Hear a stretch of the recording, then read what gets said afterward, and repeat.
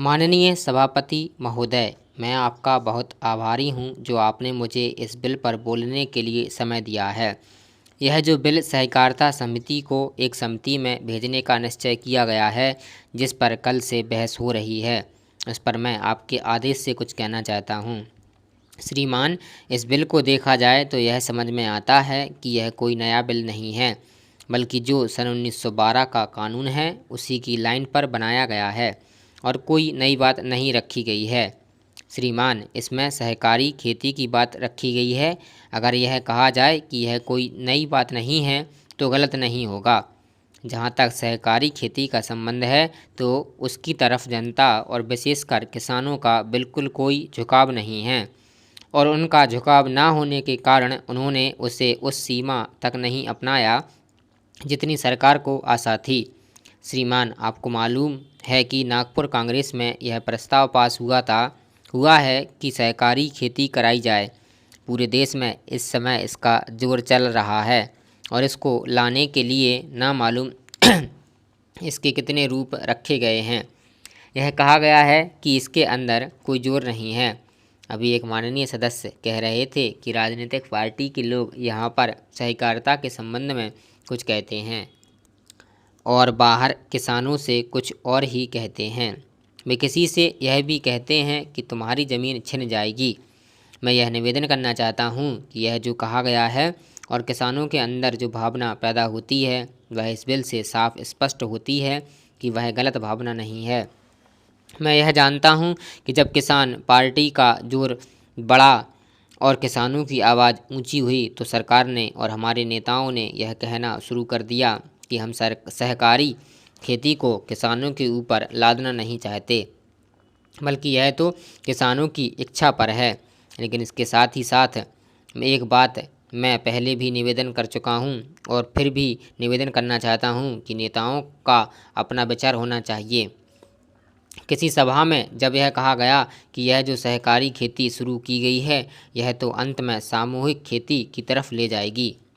माननीय सभापति महोदय, उन्होंने साफ कह दिया कि अगर सामूहिक खेती होती है तो इसमें भी मुझे कोई आपत्ति नहीं है।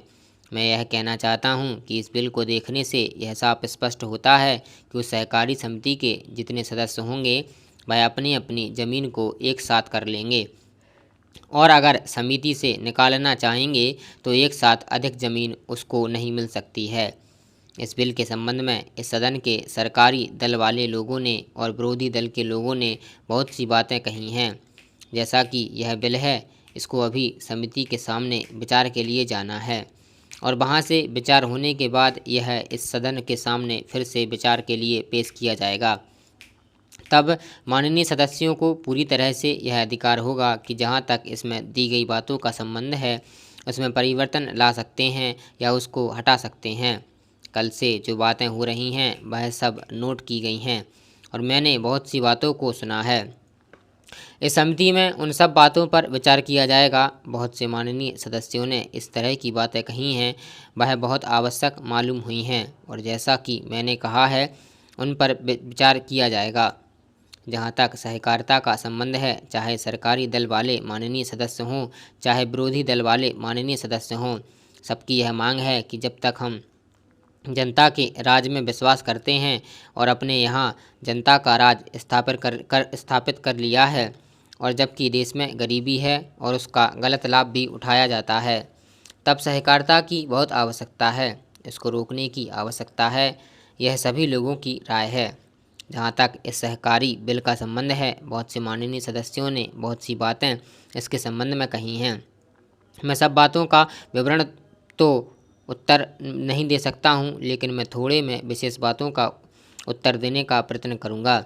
जैसा मैंने अभी कहा, जब हमने अपने यहाँ जनता का राज स्थापित किया है तो हमें अपने समाज के ढांचे को बदलना पड़ेगा।